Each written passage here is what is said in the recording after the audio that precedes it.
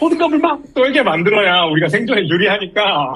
왜냐면 아픈 애기는 알람이 없으니까. 남들이 알람을 한국에서는 연락을 쓰시면 되고, 미국에 계신 분들이면 피버 코치를 대표로서 꿈은 뭐세요? 네, 사는 분들이면 다 공감하겠지만 미국 의료 시스템은 엉망이에요. 근데 이제 보험이 아예 없으신 분들도 이제 응급실에 오면 한 150만 원 깨지거든요.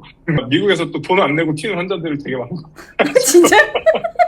그 병원과 앰뷸런스 회사에 눈물의 편지를 써가지고 깎아줬어요. 90% 깎아줬어요. 그래서 이 의료 시스템 자체가 조금 더 개혁이 있어야 된다. 아니까 의사들이 힘든 부분을 AI가 대신해주고, 환자도 궁금했는데 평소에 물어보지 못하고 그런 것들을. 의사들이 2000년대에 되게 큰 고민이 있었어요. 그 고민이 사람들이 못 믿을 인터넷에 자꾸 뭘 검색해서 자기 증상을 검색하는 게 그때 의사들의 걱정이. 지금은 인터넷에 자기 증상을 의사한테 만나기 전에 검색하는 비율이 98%예요. 챗GPT한테 물어본다 이제 이렇게 얘기하시는 분들이 이제 생겨나기 시작해요. 그래서 저는 이게 지금은 5, 6, 9%지만 나중에 10%, 20% 되고 나중에 98%가 될 거라고 생각하거든요. 그래서 어쨌든 올 수밖에 없는 미래고, 그 중에 한 부분으로 기여를 하고 싶은 거죠. 전반적으로 AI가 많이 사용되는 이런 분위기가 산업 전반에 있는데 의료 쪽에도 많이 있죠. 네, 의료 쪽에도 많이 있어요. 제가 아무래도 몸담고 있다 보니까 더 그렇게 느끼는 것 같은데, 최근에 AI 이제 혁명이 몇 번 이제 있었잖아요. 그러면 첫 번째는 이제 알파고 때 이제 CNN이라는 형식의 딥러닝 모듈이 갑자기 성능을 크게 이제 이끌어줘서 이미지 인식 쪽에서 되게 높은 성능이 나온다고 하니까 그때는 또 그쪽 관련된 논문들이 우수수 나왔어요. 뭐 CT에서 이미지 인식을 쓰면 이렇게 좋다, 뭐 저렇게 좋다 해서 그때는 그게 확 붐이었고, 지금은 또 이제 언어 모델이 갑자기 인기가 많아지니까 또 언어 모델을 어떻게 하면 의료에 쓰냐 그러면 뭐 의사가 차팅하는데 도움 준다, 뭐 환자가 뭐 메시징 하는데 도움 준다, 아니면은 예전에 했던 의료 영상을 인식하는 거를 또 텍스트로 바꿔서 좀 잘 바꿔주는 것도 이제 합쳐서 또 연구되고, 뭐 의학 논문 쓰는데도 뭐 도움이 된다. 그리고 그냥 혼자서 연구를 막 하는 에이전트도 며칠 전에 나왔더라고요. 그래서 하여튼 굉장히 많이 지금 활용되는 부분이고, 언어 모델도 앞으로는 모든 기술이 나오면 이제 의학은 돈이 되니까 거기에 활용하려는 아이디어들은 그냥 당연히 거의 바로 따라서 나오는 편이에요. 지금 만들고 계시는 제품은 정확히 어떤 앱이에요? 저희 앱은 이름은 피버 코치라는 피버 코치죠. 그러니까 영어로는 피버 코치고요. 열 코치. 이제 기본적으로는 저희가 아이가 아플 때, 그러니까 열이 날 때, 특별히 열이 가장 많이 나거든요. 이제 열이 나거나 아플 때 이제 어떻게 해야 되는지, 해열제를 먹일지 말지, 뭐 병원에 갈지 말지, 해열제를 얼마나 먹여야 되는지, 간격은 어떻게 해야 되는 건지, 애를 다시 체온을 재야 될 때는 어떻게 해야 되는 건지, 뭐 이제 그런 것들을 상황에 맞춰서 가이드가 나오는 형태의 서비스를 저희가 하고 있습니다. 그러면 뭐 질문을 받고 그거에 대한 대답도 해주고? 그거는 이제 계획에 있고요. 지금 기본적인 기능은 데이터를 입력하면 거기에 맞춰서 상황에 맞는 가이드가 나오는 거고, 이제 추가될 기능이 이제 질문을 쭉 하면 좀 믿을 만한 답변이 나오게 하는 게 그 다음 기능입니다. 그러니까 지금의 A의 열이 나는 상황을 입력을 하면 이거에 대해서 어떻게 해라, 뭐 이렇게.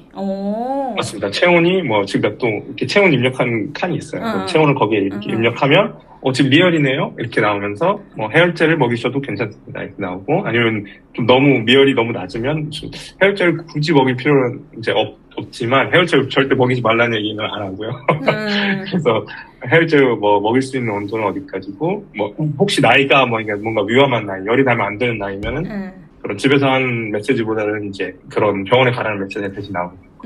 그러면 미국은 어쨌든 의료 비용이 굉장히 크고 그러니까 이런 앱이 도움이 되겠네요. 무조건 병원으로 갈 수 있어요. 미국 같은 경우는 응급실을 안 가도 되는데 이제 혹은 이제 응급실 갈 때까지 이제 병을 키우지 않아도 되는 그런 상황이 한 70% 정도 된다고 하더라고요. 그러니까 아. 전체 응급실 중에 70%는 굳이 응급실을 안 가도 해결할 수 있는 문제들이라고 하는데 애들은 더 심해요. 5세 미만은 80%래요. 그 수치가 80%고 미국 응급실 엄청 비싸잖아요. 엄청 비싼데 네. 이제 그것도 그러니까 피버 포비아라는 현상이 있어요. 애가 열이 나면 그러니까 첫 부모님이시고 거기에 대한 경험이 없으시면 이 본능적인 공포가 거기서 나오는 게 있어서 굉장히 비이성적인 선택을 하게 돼요. 그래서 이성적으로도 우리가 갈 수 있지만 이제 비이성적으로 이렇게 피버 포비아라는 단어 자체가 그거를 비이성적인 포비아라고. 공포를 얘기하는데 엊그제 생긴 단어가 아니고 1990년대에 생긴 단어예요. 1990년대에 생긴 단어인데 20년 동안 뭐 거의 나아진 게 없다 이런 연구도 있어요. 실제로 열만 나고 다른 심각한 증상이 없으면 그렇게 심각한 상황이 아니고 대부분 집에서 케어해야 되는 상황인데 이제 처음에 아기가 너무 작고 뭐 약을 줘도 되나? 이 약 정말 줘도 되는 거 맞나? 처음에 이렇게 한두 번 줘보면 이거 괜찮네 이렇게 되는데 처음에는 굉장히 패닉에 빠지시거든요. 용량 얼마나 주는 게 좋다? 처음엔 어떤 식으로 이제 시작을 하면 된다? 언제 다시 먹이면 된다? 아니면은 좀 안 듣는 것 같다. 안 듣는 것 같다는 생각이 들 때 이제 뭐 의사한테 어떤 식으로 얘기를 하면 좋다. 뭐 그런 얘기입니다. 그게 이제 경험이 되게 중요한데 제가 이제 네, 그쵸. 제가 포비아를 겪어봐서 알지만 그러시군요. 네, 근데 그게 응급실 사실 가신 적 있나요? 아니가 좀 큰애는 열나면 응급실 갑니다. 네, 첫째는 저희의 타겟 세그먼트입니다. 첫 번째 부모님들 그리고 좀 더 열이 좀 자주 아픈 아이들. 근데 이제 둘째부터는 일단 약 먹고 좀 기다려봐. 뭐 사람 저 정도 열나서 안 죽는다. 뭐 이렇게 돼 있는 거지. 근데 첫째는 진짜 당황을 많이 하죠. 열나면 애 어떻게 될까봐 뭐 벌벌 떨니까. 제 생각엔 저희가 진화 과정에서 그걸 공포를 느끼도록 진화한 것 같아요. 선생님다운 말씀. 호들갑을 막 떨게 만들어야 우리가 생존에 유리하니까 부모 중에 한 명 정도는 애가 열이 나면 애는 말을 못 하잖아요. 엄마 나 열나 이러고 있을 거 아니에요. 근데 말도 못 하면 그냥 뜨거워 호로록 이러고 있을 텐데 누군가는 오두방정을 떨어줘야 이 상황이 심각한 거구나. 뭔가 조치를 취해야 되겠다. 그리고 그럼 가족들의 관심이 이렇게 집중이 될 거 아니에요. 그러니까 진화학적 관점에서 인류 사회학적 관점에서 아주 당연한 현상이에요. 왜냐면 아픈 아기는 이게 알람이 없잖아요. 알람이 없으니까 남들이 알람을 엄마가 아니면 아빠가 대신 알람이 올려주는 형태로 우리가 이제 만들어진 게 아닌가 그렇게 생각합니다. 저 선생님한테 처음 듣는 얘기입니다. 한 번도 그렇게 생각해 본 적이 없는데 그렇게 진화가 됐다. 애가 열나면 엄마가 호들갑을 떨게끔. 너무 추측인데요. 이제 이런 비과학 검증되지 않은 얘기를 또 하면 안 되니까. 충분히 이제 그 앱을 만드시면서 생각을 하다 보면 그런 생각에 도달할 수도 있죠. 이제 나중에 이제 미국에서는 별의별 일이 다 생기는데 이제 보험이 아예 없으신 분들도 이제 응급실에 오면 한 150만 원 깨지거든요. 1,300불 정도 깨지는데 이제 그 뒤에 어떻게 되는지 모르겠어요. 그러니까 미국에서 또 돈 안 내고 튀는 환자들이 되게 많고. 진짜? 그냥 가요? 모르겠어요. 그 뒤에 어떻게 돈을 냈는지에 대한 연구는 없었어요. 그래서. 일단 애가 열나니까 데리고 왔다가 너무 많이 나오면 보험이 비이성적으로, 마비가 돼, 이성마비가 되니까. 어쨌든 애는 살려야지 이러면서 왔는데, 이제 데모그래픽을 조사를 해보면, 한 30% 정도는 보험이 없는 분들이고, 30% 정도는 국가보험을 가지신 분들이고, 사보험이 아닌 형태고, 그런 통계도 있더라고요. 애들이 열날 때는 명찬님네 앱. 피버 코치인데요. 그 앱을 한번 써보면 피버 코치를 보셔라. 네. 알겠습니다. 근데 한타깝게도 한국에서는 이제 제가 출시를 안 했고 한국에서는 열라이로 쓰시면 되고요. 한국에서는 열라이로 쓰시면 되고 미국에 계신 분들이면 피버 코치를 쓰시면 제가 한글 지원도 지금 다 되게 해놨기 때문에 이제 미국에 사시는 분들은 그걸 쓰시면 되겠습니다. 지금 한참 사업을 계속 키워 나가시는 건데. 명찬님이 대표로서 꿈은 뭐세요? 네, 단기적으로는 한 2년? 단기적으로는 지금 만들고 있는 서비스가 이제 시스템적으로 안정화됐으면 좋겠어요. 그러니까 무슨 뜻이냐면은 사업도 일종의 코딩하고 되게 비슷하거든요. 엔지니어링하고 되게 비슷해서 이제 매출이 생기고 어느 정도 스테이블해지면은 자체적으로 돌아가는 시스템이 되는 거예요. 오토메이티드 시스템이죠. 이걸 만드는 게 어떻게 보면 모든 엔지니어들의 되게 꿈과 희망 같은 거잖아요. 근데 이 비즈니스도 한번 이렇게 잘 세팅을 해놓게 되면은 그렇게 될 수 있을 것 같아서 일단 단기적으로는 지금 있는 사업이 매출이 나오고 그걸로 저희가 만들고 싶은 것들이 일단 안정적으로 계속 일할 수 있게 만드는 게 일단 첫 번째 꿈이고요. 근데 좀 더 나아가서는 미국의 이 엄청난 의료 낭비 같은 것들을 진짜 미국에 사는 분들이면 다 공감하겠지만 미국 의료 시스템은 엉망이에요. 근데 미국 사람들 이게 엉망이라는 걸 모르고 살아요. 정말 엉망이거든요. 근데 진짜 엉망인데 예를 들어서 환자가 평소보다 훨씬 더 어려운 일을 환자가 된 상태로 처리해야 되는 일들이 너무 많아요. 아, 그래요? 뭐를 처리해요? 예를 들어서 내가 받는 시술이 보험 처리가 되는 건지 보험사에 따로 확인해야 돼요. 의사가 오케이 한다고 해서 무조건 보험 처리가 되는 게 아니에요. 아, 진짜요? 네, 그래서 거의 모든 우리는 심평원에서 다 해주잖아요. 그렇죠, 심평원이. 네. 그리고 만약에 잘못된 처방, 그러니까 좀 과도한 처방이 있거나 뭐 아니면은 그 심평원 기준에 맞지 않는 처방을 의사가 했을 경우에는 의사가 물어내요. 그 돈을. 맞죠. 우리나라는. 여기는 환자가 물어내요. 아, 진짜요? 환자가 내야 되는 거죠. 왜냐면 적절하지 않은 치료, 네 보험에서 커버가 안 되는 걸 네가 받았으니까. 근데 그러면 의사만 너무 편한 거 아니에요? 그게 또 불가능한 게 의사 입장에서 그것도 오토메이티드 된 프로그램들이 있거든요. 근데 그게 100% 정확하지가 않아요. 그러니까 보험 종류도 너무 다양하고 보험 회사도 다양하고 각자 가입한 그런 프로그램도 너무 다양하니까 그 모든 프로그램이 그 수만 가지의 그 의료 행위에 대해서 다 다른 기준을 가지고 있어요. 그러니까 어떤 행위는 보험 처리가 되고 안 되고는 보험회사의 그 담당자밖에 모르는 거예요. 의사들도 대충은 나는 의학 가이드라인대로 했는데 니네 보험회사가 그걸 인정 안 해주는 걸 내가 어떻게 하겠냐.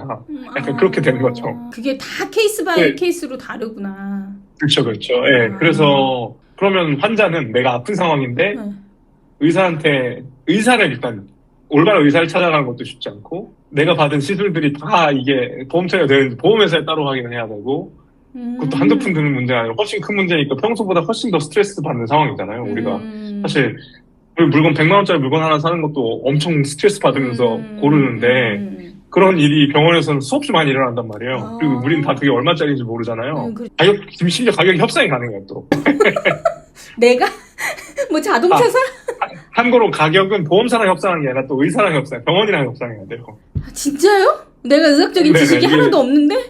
예, 근데 조사해서 알아내야죠. 아니면 내 PCP가 있으니까 PCP한테 조언을 얻거나, 뭐 여러 가지 방법이 있어요. 아니면 내 보호자가 같이 도와줘야 되는 거죠. 예를 들어서 저 친구 중에 한 분은 여기 보험이 없을 때 하필 자전거를 타다가 넘어지는 때 머리를 부딪혔어요. 그래서 뇌출혈이 약간 작게 생겼는데, 당시에는 심각했거든요. 의식 잃고 막 앰뷸런스 오고 막 그런 상황이었는데, 나중에 이제 그 병원과 앰뷸런스 회사에 눈물의 편지를 써가지고 깎아줬어요. 90% 깎아줬어요. 막 앰뷸런스 회사는 90% 깎아줬고. 진짜? 네. 협상이 되고 심지어 막 또 보험이 없다고 또 무조건 죽어야 되는 건 아니고 또 주에서 또 지원해주는 프로그램 같은 게 있을 수가 있거든요. 우리나라도 그렇잖아요. 사회복지 프로그램 같은 걸 또 하다 보면 있을 수 있잖아요. 그런 걸 뇌출혈 생긴 환자가 자기가 해야 되는 걸 많이 되려고요. 내가 그걸 찾아야 돼?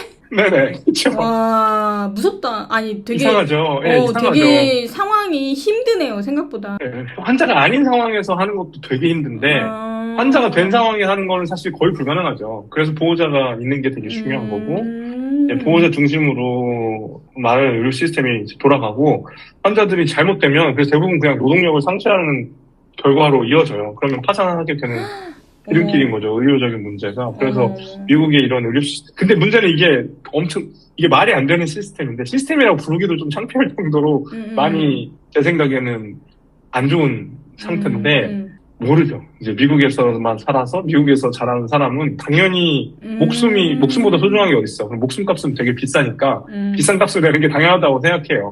되게 자본주의적으로 딱 정확하게 생각하면 목숨보다 비싼 건 없으니까 목숨이 제일 많은 돈을 써야지. 거기에 쓰는 비용이 너무 당연하다. 예, 목숨보다 비싼 게 어딨어요. 근데 목숨에 그럼 가장 돈을 많이 써야 되는 게 맞죠. 그러니까 자본주의적으로만 생각하면. 근데 선진국이라는 개념에서는 그런 거를 사회적으로 보장해줘야 돼. 사회가 그거를 지켜줘야?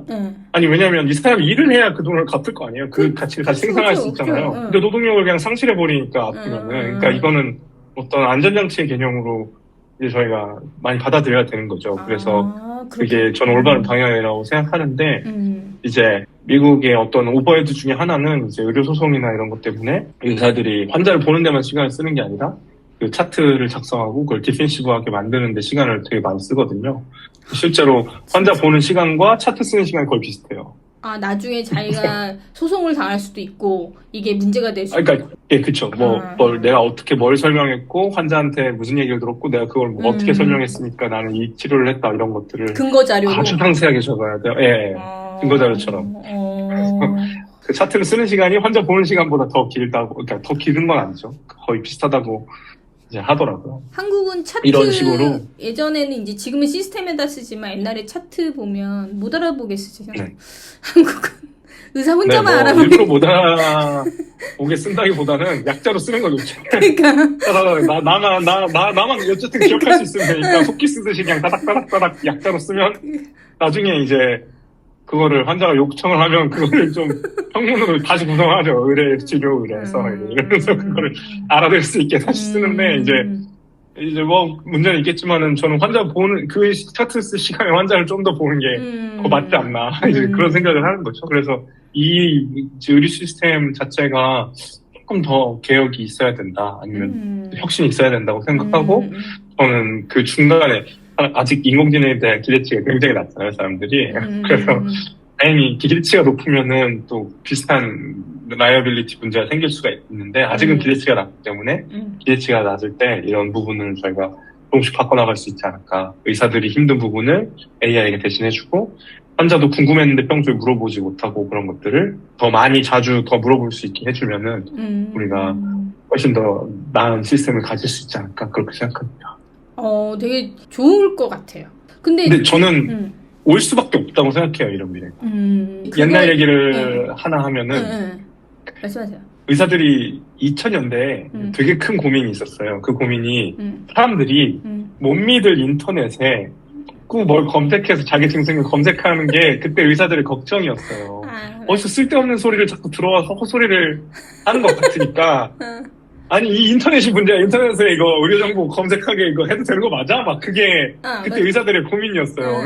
그래서 그때 그런 연구도 있어요. 심지어 몇 퍼센트의 환자가 자기 증상을 인터넷에 검색해보나 의사의 진료를 받기 전에 그래서 그때 시간 한 30% 정도 됐어요. 2000년대 초기에 그리고 2010년대에 비슷한 연구가 있었는데 그때는 60몇 %가 나오더라고요. 지금은 인터넷에 자기 증상을 의사한테 만나기 전에 검색하는 비율이 98%예요. 98%고 유튜브랑 챗 GPT한테 물어보잖아요. 그렇죠. 그러니까 지금 모두가 다 인터넷에 어떻게 보면 자기 의료 정보를 검색해보는 게 당연하잖아요. 그러니까 의사들도 그걸 당연하게 생각하잖아요. 사람은 당연히 인터넷에 자기 증상을 검색하고 온다는 걸 당연하게 받아들이고 그걸로 이제 맞춰서 이제 지금 우리 의료 시스템이 유지가 되고 있는 건데 AI도 저희가 유저 인터뷰 같은 걸 해보게 되면 자기 아이들의 그 어떤 증상이 같은 것들을 아니면 평소에 걱정거리들을 챗GPT한테 이제 물어보기 시작하시더라고요. 물론 일부긴 한데 작년에 아예 없어요. 작년까지만 해도 아예 없어요. 저는 이 아이템으로 거의 6년 가까이 이제 사람들한테 물어보고 했었는데 작년까지만 해도 없었는데 올해부터 5, 6% 정도는 이제 난 아이들 챗GPT한테 물어본다 이제 이렇게 얘기하시는 분들이 이제 생겨나기 시작해요. 그래서 저는 이게 지금은 5, 6%지만 나중에 10%, 20% 되고 나중에 98%가 될 거라고 생각하거든요. 그래서 어쨌든 올 수밖에 없는 미래고 그 중에 한 부분으로 기여를 하고 싶은 거죠. 사실 이게 뭐 옳다 그르다라고 말할 필요가 없는 부분인 거죠. 저는 그렇게 생각해요. 사람들은 이게 맞다 틀리다라는 걸로 논쟁을 하는데 옳다 그르다가 아니라 그냥 그 방향으로 흘러가는 거예요. 그렇죠. 계속 흘러가는데 이제 어떻게 하면 더 안전한 형태의 사용을 할 수 있게 될지를 우리가 고민해야 되는 거죠. 우리가 마치 2000년대 초반에 사람들이 인터넷에 자꾸 자기 증상 검색하고 오면 면박을 쳐야 돼 막 이렇게 생각하면 안 되잖아요. 어디서 쓸데없는 거 보고 와가지고 지금 나한테. 그러니까 어디서 말도 안 되는 걸 자꾸 보고 와가지고 헛소리 하는 거야? 이렇게 생각하면 안 된다고. 맞는 얘기네요. 그러니까 네. 이게 뭐 거기서 일어나는 부작용들을 어떻게 하면 최소화하고 그다음에 이게 좋은 방향으로 갈까를 고민해야지 우리가 그게 반대한다고 그게 안 갈 흐름은 아니라는 거죠. 그렇죠. 그러니까 강물을 막을 수는 없는 거죠. 결국 이제 치수를 잘 공사를 해서 이제 방파제를 잘 만들어야 되는 거지. 위에 저희가 강물을 막을 수는 없는 거죠. 어떻게 보면.